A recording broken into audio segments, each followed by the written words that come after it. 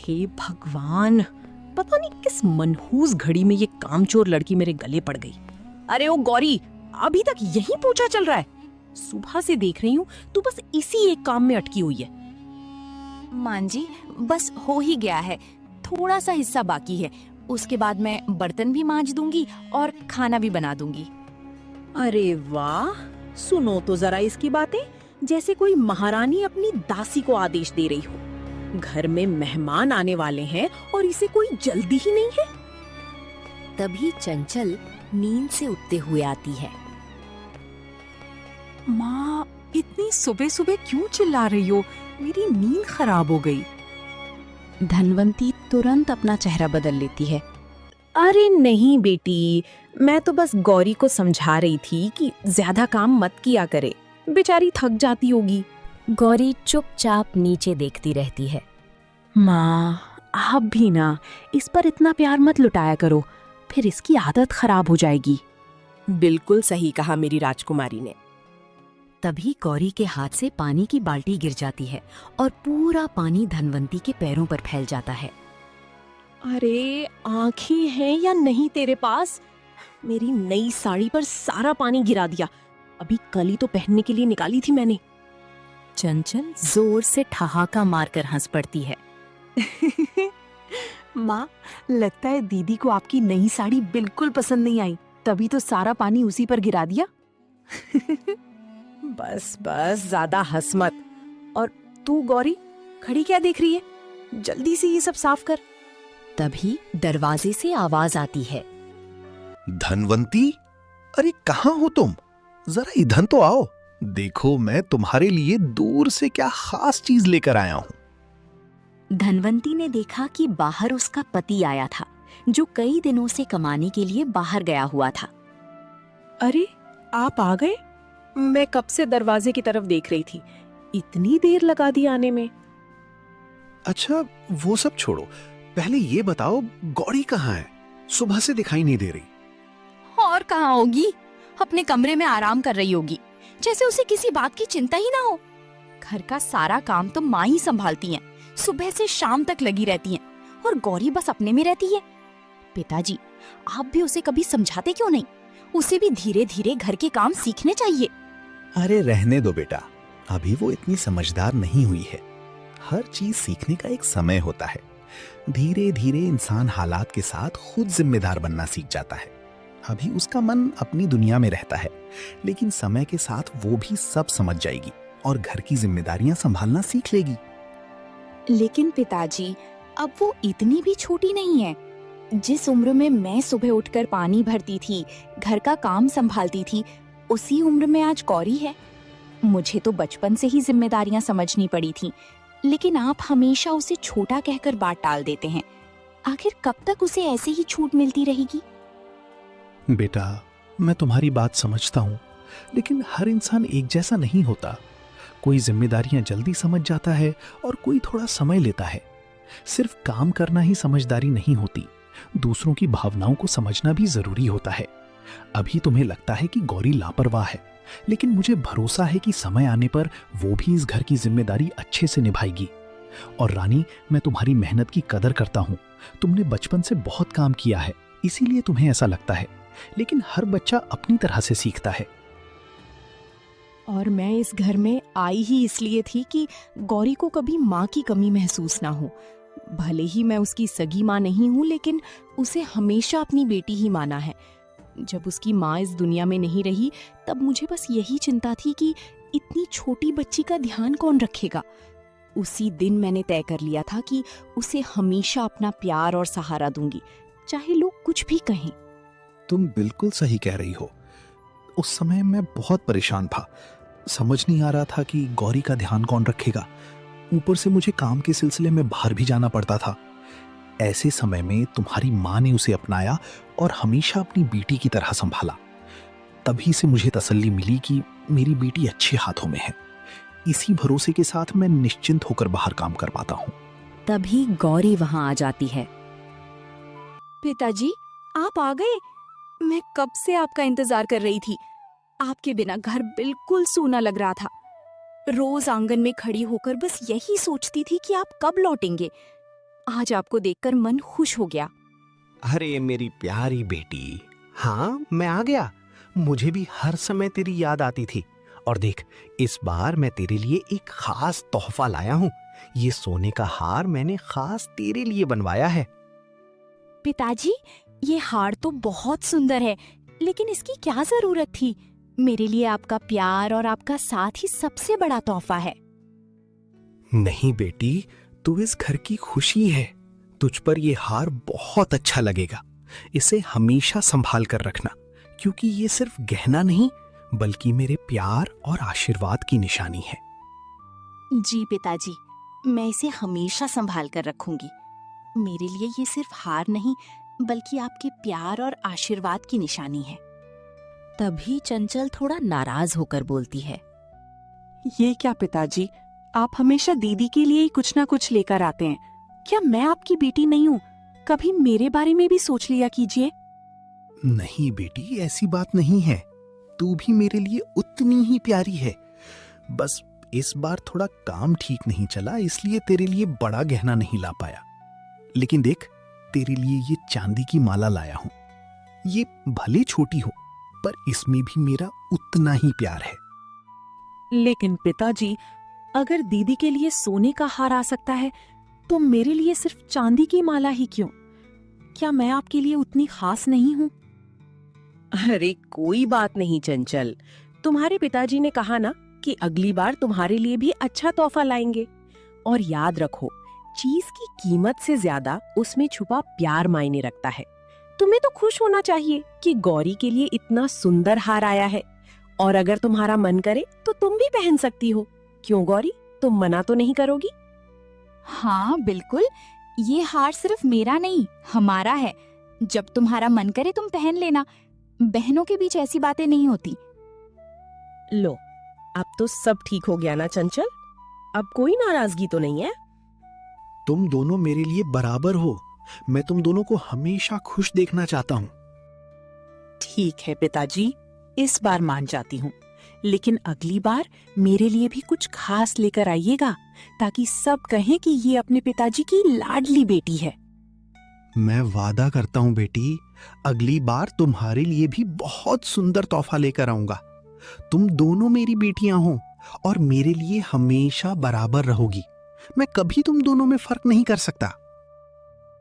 गोपाल दास के घर लौटने से गौरी बहुत खुश थी, लेकिन उन्हें ये नहीं पता था कि उनके पीछे धनवंती गौरी से घर का सारा काम करवाती थी।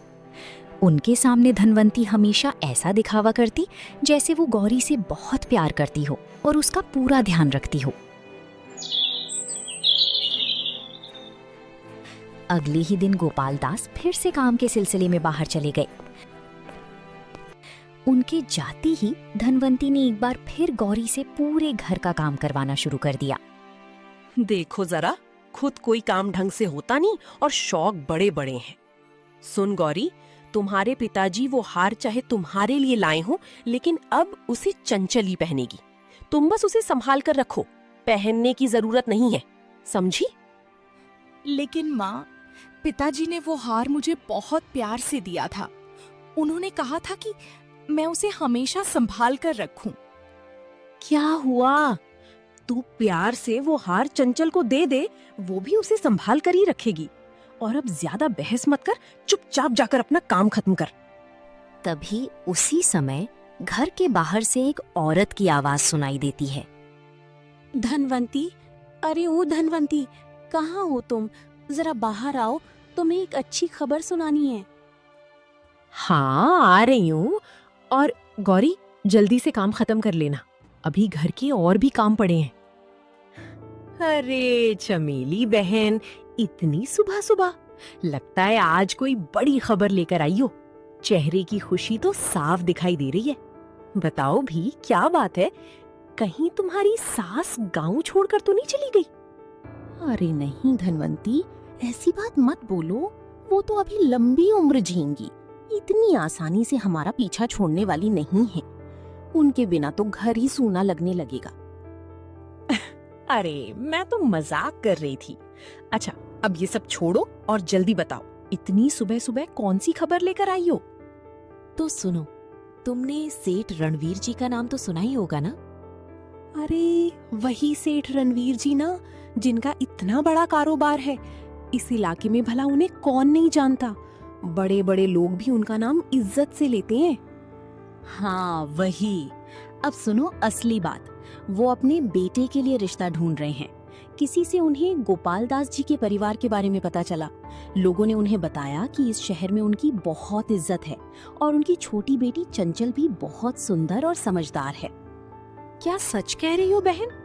अगर ऐसा हो गया तो हमारे लिए इससे बड़ी खुशी की बात क्या होगी।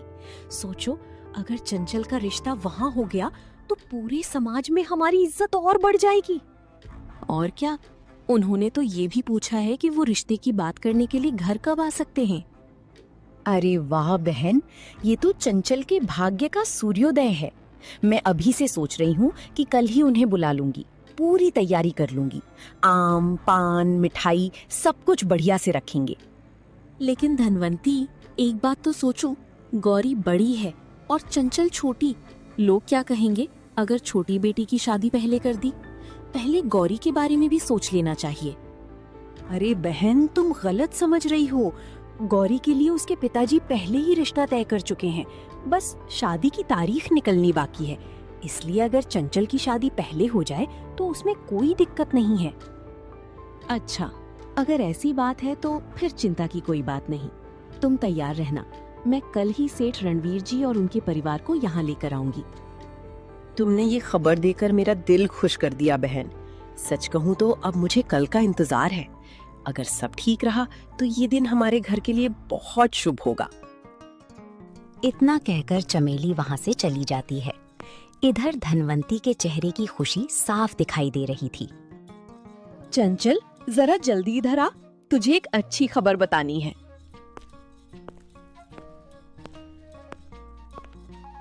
क्या बात है माँ, इतनी सुबह सुबह मेरी नींद क्यों खराब कर रही हो? पता है कितना प्यारा सपना देख रही थी मैं।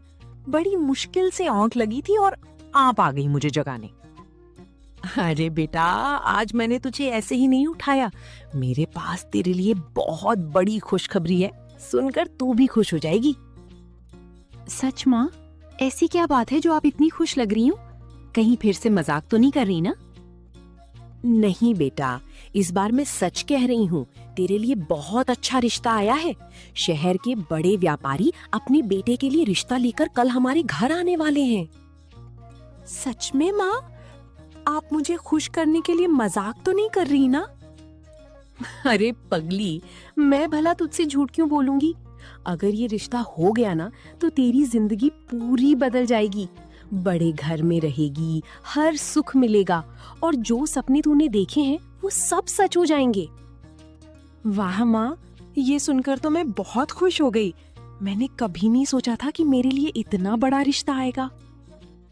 सुन चंचल, कल लड़के वाले आएंगे, इसलिए कोई गलती मत करना और वहाँ जैसा मैं कहूँ वैसा ही करना।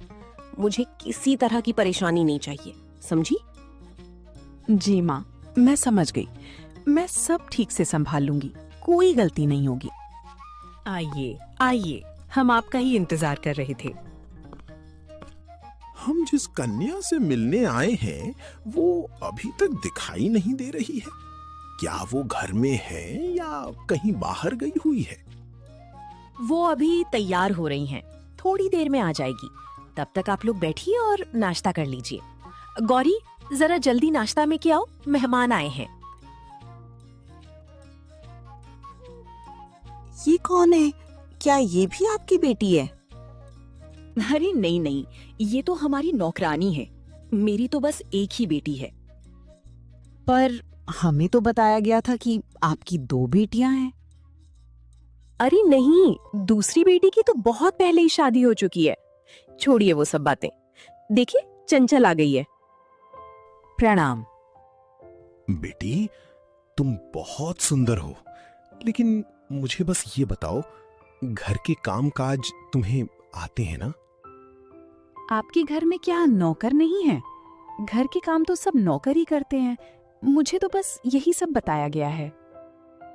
ओह, नौकर तो हमारे घर में है, लेकिन हमें ऐसी बहू चाहिए जो सिर्फ दिखने में नहीं बल्कि स्वभाव से भी समझदार हो, जो घर के काम खुद संभाल सके और जरूरत पड़ने पर हिसाब किताब भी अच्छे से कर ले। हाँ हाँ, इसे हिसाब किताब सब आता है, बस खाना बनाना अभी अच्छे से नहीं आता। लेकिन शादी के बाद धीरे धीरे ये भी सीख ही जाएगी। पिताजी, आप तो हमेशा यही कहते हैं ना कि हमारे घर की बहू सर्वगुण संपन्न होनी चाहिए, जो संस्कारों से भरी हो और घर परिवार की जिम्मेदारियां अच्छे से निभाना जानती हो।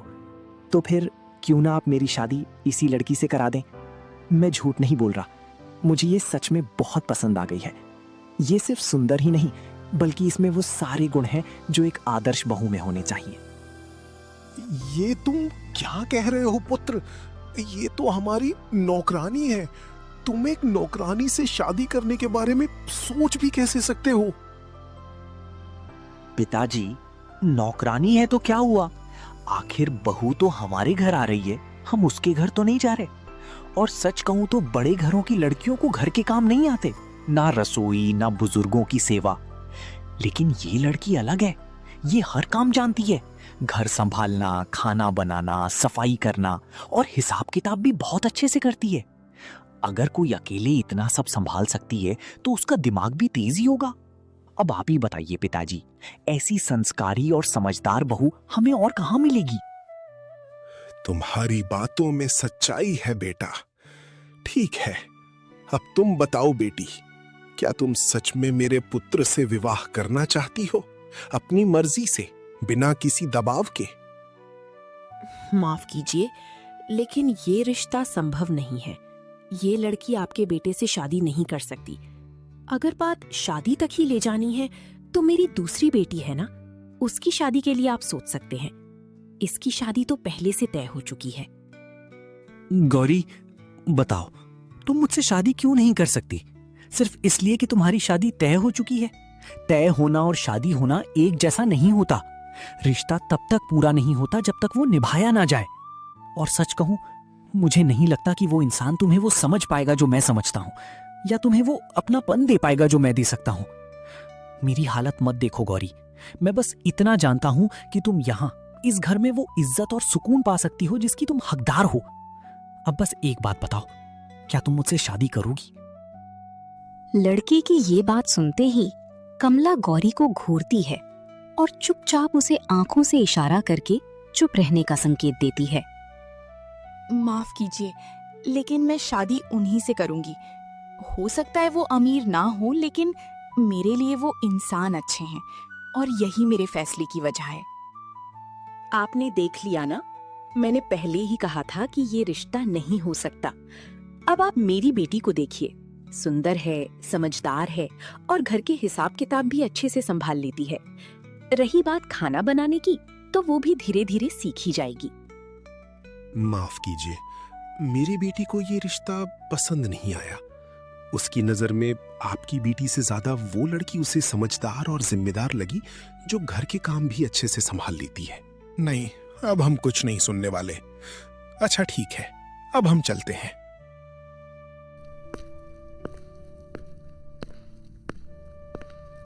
चिंता मत कर बेटा, मैं तेरे लिए इससे भी बेहतर रिश्ता लेकर आऊंगी।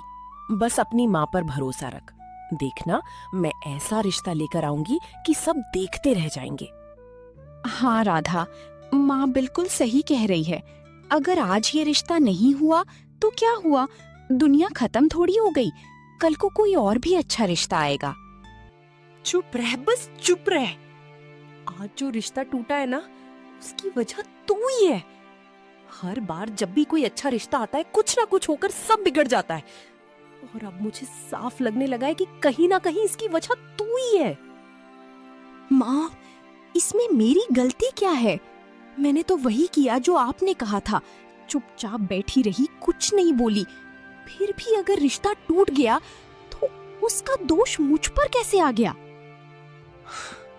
गलती मेरी ही है। गलती ये कि मैंने तुझे इतना बड़ा कर दिया। तेरी माँ तो तुझे छोड़कर चली गई थी और शायद उसी दिन से मेरी किस्मत में सुकून नहीं था। तू इस घर के लिए सही नहीं है गौरी। और सुन, मैं कसम खाती हूँ, सबसे पहले तेरी ही शादी करके तुझे इस घर से दूर कर दूंगी, ताकि मैं भी इस बोझ से आजाद हो सकूं।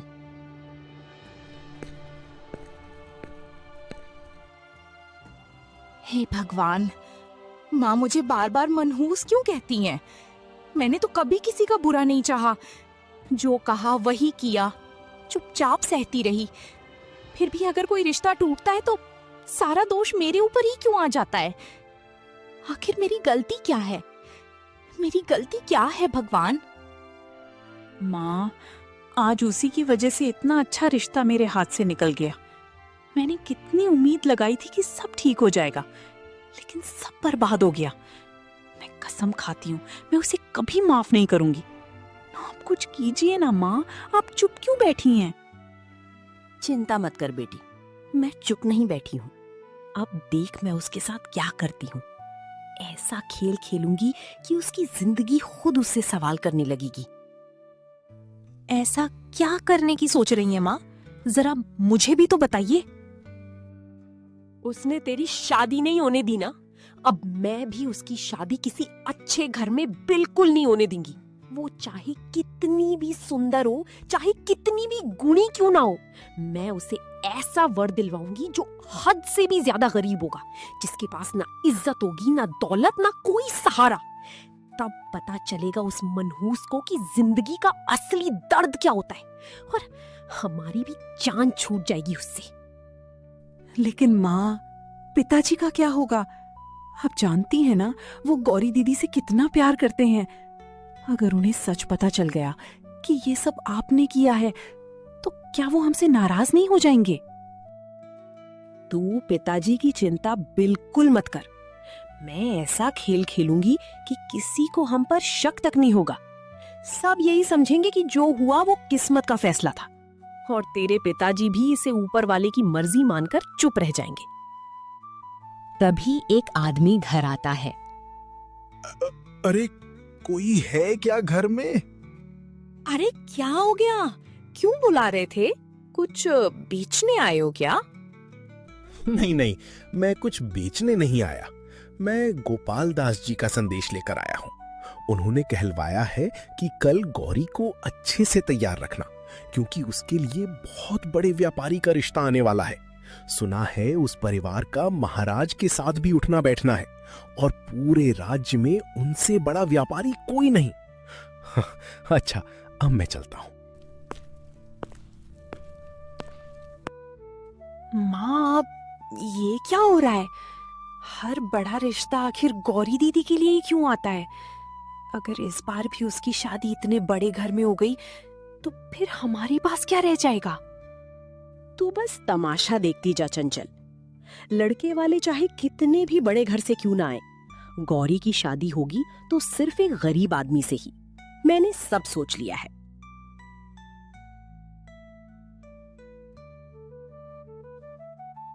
अगले ही दिन राधा के पिता राधा के लिए रिश्ता ले आते हैं। आइए, मैं आप सबसे अपने परिवार का परिचय करवा दूं। ये मेरी धर्मपत्नी धनवंती हैं, और ये मेरी छोटी बेटी चंचल। और धनवंती, ये हैं शहर के मशहूर व्यापारी साहब। यहाँ के सबसे बड़े व्यापारी, जिनका महाराज जी के साथ भी उठना बैठना है। क्यों? अरे इनको कौन नहीं जानता, इनके तो चर्चे हैं हर जगह। अरे भाई, बाकी बातें तो बाद में भी हो जाएंगी। पहले हमें उस लड़की से तो मिलवाइए जिसे देखने के लिए हम इतनी दूर से आए हैं। बस गौरी तैयारी हो रही थी। लीजिए, वो आ भी गई। आओ बेटी, मेहमानों के लिए चाय लेकर आओ।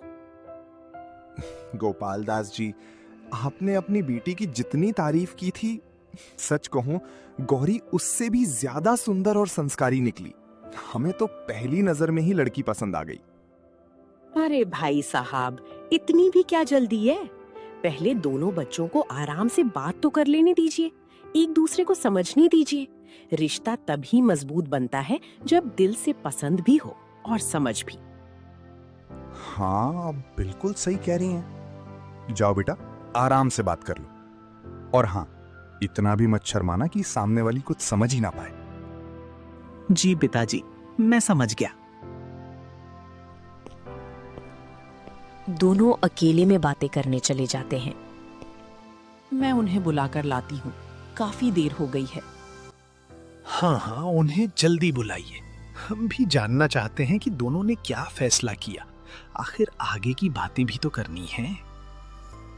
तो कैसी लगी आपको हमारी राधा?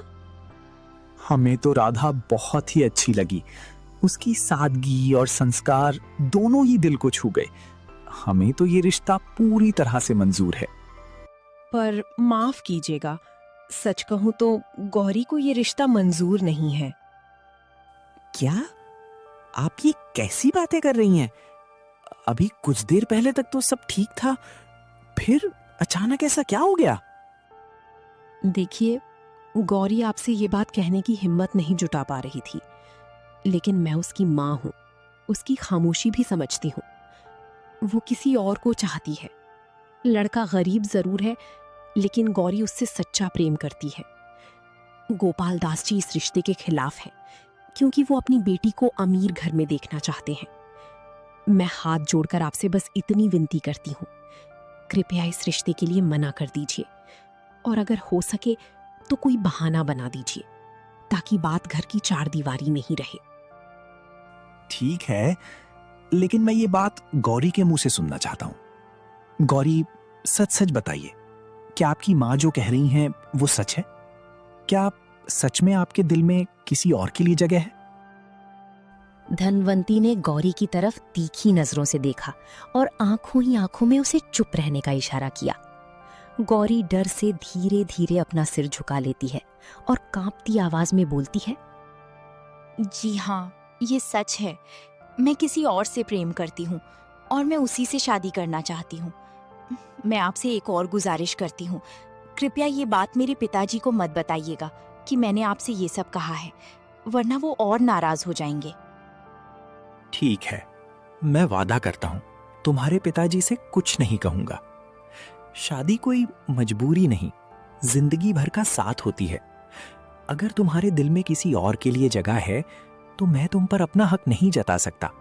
मैं खुद इस रिश्ते के लिए मना कर दूंगा, और ये बात यहीं तक रहेगी। तुम्हारी खुशी सबसे ज्यादा मायने रखती है।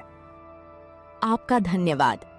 कम से कम आपने मेरी बात समझने की कोशिश तो की। मैं आपकी इस अच्छाई को कभी नहीं भूलूंगी। लड़का जाता है और जाकर इस रिश्ते के लिए मना कर देता है। पर बेटा तू मना क्यों कर रहा है? सोच कर देख, लड़की कितनी सुंदर, सुसंस्कारी और समझदार है। ऊपर से वो मेरे बचपन के घनिष्ठ मित्र की बेटी है। अगर ये रिश्ता हो जाए तो ना सिर्फ तेरा घर बस जाएगा, बल्कि हमारी पुरानी दोस्ती भी और मजबूत हो जाएगी। सच मान, इससे अच्छा और भरोसेमंद रिश्ता तुझे और कहीं मिलना मुश्किल है। मैं आपकी बात समझता हूं पिताजी, और मैं आपकी भावनाओं की कद्र भी करता हूं, मगर शादी जिंदगी का सबसे बड़ा फैसला होता है। इसमें सिर्फ रूप रंग या पारिवारिक जान पहचान ही सब कुछ नहीं होती। ये जरूरी है कि मुझे भी वो लड़की दिल से पसंद आए, उसका स्वभाव मुझे भाए। अगर शुरुआत से ही मन तैयार ना हो तो आगे चलकर दोनों ही परेशान होंगे। आप ही बताइए, क्या ऐसी शादी में कोई सच्ची खुशी रह पाएगी? बेटा, तूने बिल्कुल सही कहा। शादी दो जिंदगियों का मिलन है, मजबूरी नहीं। अगर तेरे दिल को मेरी बेटी पसंद नहीं आई तो इसमें कोई बुराई नहीं है। मैं अपने मित्र को अच्छी तरह जानता हूँ और जानता हूँ कि वो तुझे जबरदस्ती कभी शादी के लिए मजबूर नहीं करेंगे। आखिरकार बेटी और दामाद दोनों की खुशी सबसे अहम है। मुझे थोड़ा दुख जरूर है, लेकिन मैं इसे जबरदस्ती का रिश्ता नहीं बनाना चाहता। मित्र, अगर मेरी तरफ से कोई भूल हो गई हो तो मुझे माफ कर देना। अब हम चलते हैं। बेटी, तू चिंता मत करना। रिश्ता टूट जाने से जिंदगी नहीं रुकती। ये रिश्ता नहीं हुआ तो क्या हुआ? भगवान ने चाहा तो मैं तेरे लिए इससे भी अच्छे अच्छे रिश्ते लेकर आऊंगा। तू तो मेरी राजकुमारी है। मैं तुझे सबसे अच्छा जीवन देना चाहता हूं। बस पिताजी, मुझे खुद से ज्यादा आप पर भरोसा है। जब तक आपका हाथ मेरे सिर पर है, मुझे किसी बात का डर नहीं। अगले ही दिन गोपाल दास व्यापार के सिलसिले में शहर से बाहर चले गए। उनके जाते ही धनवंती ने अपना असली खेल शुरू कर दिया। वो एक बेहद गरीब युवक को घर लेकर आई। ताकि जबरदस्ती गौरी की शादी उससे करवा सके। गौरी बेटा, जरा इधर तो आ। देख, आज तेरे लिए कौन आया है। माँ, ये कौन है? मैंने पहचानती भी नहीं। ये लड़का आज से तेरा होने वाला पति है और आज ही तेरी शादी इसके साथ होगी, समझी तू? माँ, कम से कम पिताजी को तो आने दीजिए। उनकी बेटी की शादी हो और वो उसमें शामिल भी ना हो, ये बात उन्हें बहुत दुख देगी। क्या मुझे पागल समझ रखा है तूने? तुझे क्या लगता है तेरे पिता यहाँ होते तो तेरी शादी इस गरीब लड़के से होने देते? कभी नहीं। सुन ले गौरी, आज तुझे इससे शादी करनी ही होगी। अब फैसला तेरे हाथ में है, या तो तू इस घर में रहेगी या फिर मैं। और अगर तूने मेरी बात ठुकराई तो मैं हमेशा के लिए ये घर छोड़ दूंगी। नहीं माँ, ऐसा मत कहिए। अगर आप ही इस घर को छोड़कर चली गई तो पिताजी पूरी तरह टूट जाएंगे। तो जैसा मैं कह रही हूँ चुपचाप वैसा ही कर। ठीक है माँ, आप जैसा कहेंगी मैं वैसा ही करूंगी। मैं उस लड़के से शादी करने के लिए तैयार हूँ। बस आप इस घर को छोड़कर जाने की बात मत कीजिए। कुछ ही देर बाद गौरी की शादी उस गरीब युवक से करवा दी। शादी के बाद गौरी अपने नए पति के साथ उसकी छोटी सी टूटी फूटी झोपड़ी में चली गई, जहाँ ना सुख सुविधाएं थीं और ना ही आराम। लेकिन फिर भी उसने मुस्कुराकर अपनी किस्मत को स्वीकार कर लिया। माँ, मुझे तो अभी तक यकीन नहीं हो रहा, आपने इतनी आसानी से गौरी को इस घर से दूर कर दिया। ना सिर्फ उसे घर से निकाल दिया, बल्कि उसकी शादी भी एक गरीब आदमी से करवा दी। सच कहूँ माँ, आपकी चालाकी के आगे तो बड़े बड़े लोग भी हार जाएं। बेटी, इसे ही अनुभव कहते हैं। जिंदगी इंसान को सिखा देती है कि कब, किससे और कैसी बात करनी चाहिए। गोपाल दास से भी मैं यही कहूंगी कि गौरी किसी गरीब लड़के से प्रेम करती थी और उसी के साथ घर छोड़कर चली गई। अब लोग भी यही सोचेंगे कि बेटी अपनी जिद पर अड़ी रही, इसमें हमारी क्या गलती। वाह माँ, दिमाग तो आपका लोहा मान गया। आपने ऐसा बहाना बनाया कि ना घर की इज्जत पर आंच आई, ना समाज सवाल करेगा और ना ही उस मनहूस से हमें दोबारा पाला पड़ेगा। मतलब ये हुआ कि सांप भी मर गया और लाठी भी नहीं टूटी। सच कहूं तो माँ, आपके सामने तो कोई चालाकी भी छोटी पड़ जाए। और क्या मैं अपनी बेटी की आंसू यूं ही देखती रहती? मुझे हमेशा लगा कि गौरी की वजह से चंचल की खुशियां अधूरी रह जाती हैं, इसलिए मैंने वही किया जो मुझे सही लगा। अब उसे भी समझ आएगा कि जिंदगी सिर्फ सपनों से नहीं चलती। देखते हैं वो इस नई जिंदगी को कितने दिन तक संभाल पाती है। राधा, मुझे माफ कर देना। मेरी गरीबी की वजह से तुम्हें इस टूटी फूटी झोपड़ी में रहना पड़ रहा है। तुम्हारी आंखों में देखकर लगता है कि तुमने कभी ऐसी जगह की कल्पना भी नहीं की होगी। तुम्हारे चेहरे पर भले ही हंसी है, लेकिन दिल के भीतर छुपा दर्द मैं साफ देख सकता हूं। कोई बात नहीं, मुझे किसी भी तरह की दिक्कत नहीं है। अगर मेरे पति इस झोपड़ी में रहते हैं तो यही मेरा महल है। मेरे लिए सबसे बड़ी खुशी यही है कि मैं आपके साथ हूँ। मैं महंगे कपड़ों या बड़े घर की नहीं, बल्कि सच्चे प्यार की भूखी हूँ, और वो मुझे आपसे मिला है। सच बताओ गौरी, तुम्हें यहाँ कोई तकलीफ तो नहीं हो रही? तुम्हारी बातें और तुम्हारा रहन सहन देखकर साफ लगता है कि तुम अच्छे घर से हो। फिर तुम्हारी शादी मेरे जैसे साधारण इंसान से कैसे हुई? कई बार सोचता हूँ कहीं तुम्हारे साथ कोई मजबूरी तो नहीं हुई? सच कहूँ तो मेरी शादी आपकी मर्जी से नहीं, हालात की वजह से हुई। घर में सबको लगने लगा था कि मेरी वजह से परेशानियां आती हैं। मेरी बहन का रिश्ता टूटने के बाद माँ ने भी यही मान लिया कि मैं अशुभ हूँ। शायद इसी वजह से उन्होंने जल्दी में मेरी शादी आपसे कर दी, ताकि घर की बातें भी शांत हो जाएं और मैं भी वहां से दूर हो जाऊं। क्या सच में किसी माँ ने अपनी ही बेटी के बारे में ऐसा सोचा? ये सुनकर मुझे बहुत दुख हो रहा है। एक माँ तो हमेशा अपने बच्चों का सहारा बनती है। क्या वो सच में तुम्हारी सगी माँ है? नहीं, वो मेरी सौतेली माँ है, लेकिन मैंने हमेशा उन्हें अपनी माँ ही माना। कभी उनके और अपने रिश्ते में फर्क नहीं किया। शायद मैं ही उनका दिल नहीं जीत पाई। खैर, अब इन बातों को छोड़ दीजिए। वैसे मेरा नाम किशन है। अभी कोई पक्का काम तो नहीं करता, लेकिन कोशिश कर रहा हूँ कुछ काम मिल जाए।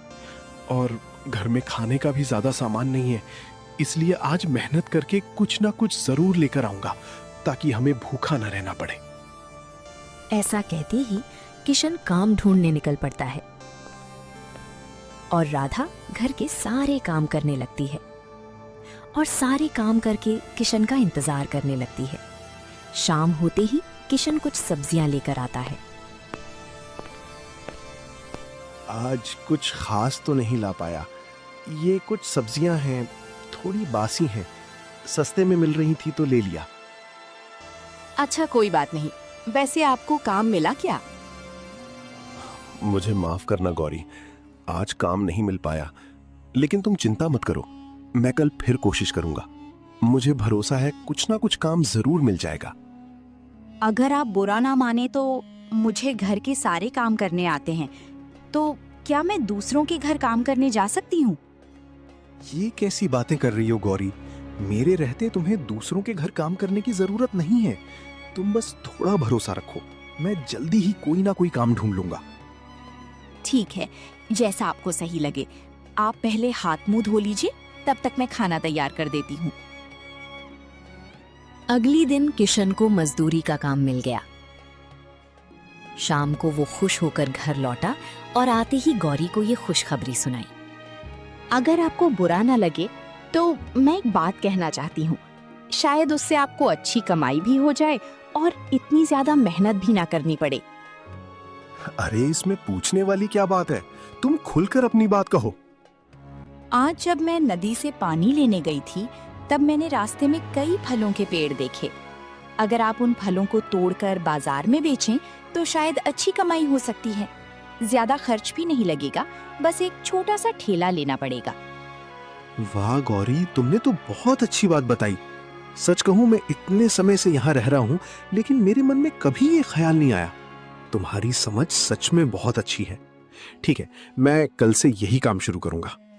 अगले दिन किशन फल बेचने निकलता है और अच्छे पैसे कमाने लगता है। कुछ दिनों बाद देखो गौरी, तुम्हारे कहने पर मैंने इतने दिनों में इतने सारे पैसे कमा लिए कि अब हम इससे एक अच्छा सा घर खरीद सकते हैं। तो क्या कहती हो? घर तो हम बाद में भी खरीद सकते हैं, पर मैं चाहती हूँ कि आप बाजार में एक दुकान खरीद लें। उसके बाद आप अभी जितना कमा रहे हैं उससे भी कई गुना ज्यादा कमा पाएंगे और हम बहुत बड़ा घर खरीद सकते हैं। वाह गौरी, तुम्हारा दिमाग तो सच में तेज है। मैं सोच रहा हूँ कि दुकान के हिसाब किताब की जिम्मेदारी मैं तुम्हें दे दूंगा। गौरी और किशन दुकान खरीदते हैं और कुछ ही समय में बहुत पैसा कमा लेते हैं। उस पैसे से एक बहुत अच्छा घर खरीद लेते हैं। एक महीना बाद गौरी के पिता घर लौटते हैं। अरे धनवंती, आज गौरी दिखाई नहीं दे रही। क्या वो कहीं बाहर गई है? कहीं गई नहीं, तुम्हारी बेटी तो किसी और के साथ घर छोड़कर चली गई। क्या कह रही हो तुम? गौरी ऐसा कभी नहीं कर सकती। मैं अपनी बेटी को अच्छी तरह जानता हूँ। वो बिना बताए घर छोड़कर जाने वालों में से नहीं है। सच बताऊं, मुझे पहले से महसूस होता था कि तुम दोनों उसके साथ ठीक व्यवहार नहीं करती, लेकिन उसने कभी मेरी शिकायत नहीं की, इसलिए मैं चुप रहा। अब मुझसे झूठ मत बोलो और साफ साफ बताओ कि मेरी बेटी कहाँ है। अगर आज भी तुमने सच छुपाया तो हमारे रिश्ते में कुछ नहीं बचेगा। नहीं जी, ऐसा मत कहिए। मुझसे बहुत बड़ी गलती हो गई। गौरी भागी नहीं थी। मैंने ही जल्दबाजी में उसकी शादी एक गरीब लड़के से करवा दी।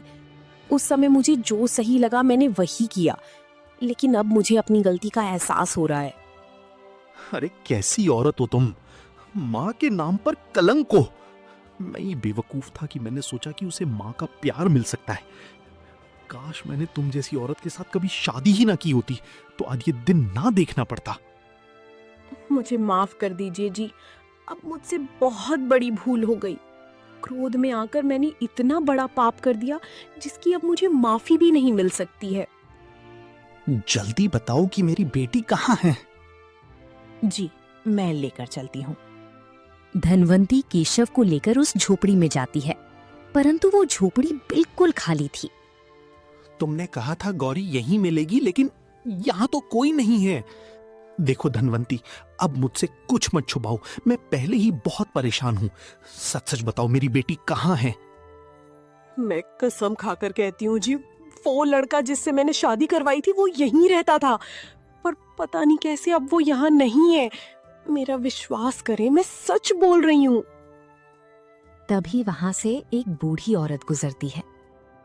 अरे क्या हो गया?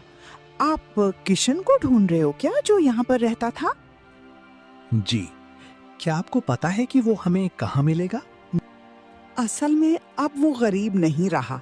उसकी शादी होने के बाद अब मानो उसकी किस्मत ही बदल गई हो और उसने अब खुद का एक घर खरीद लिया है।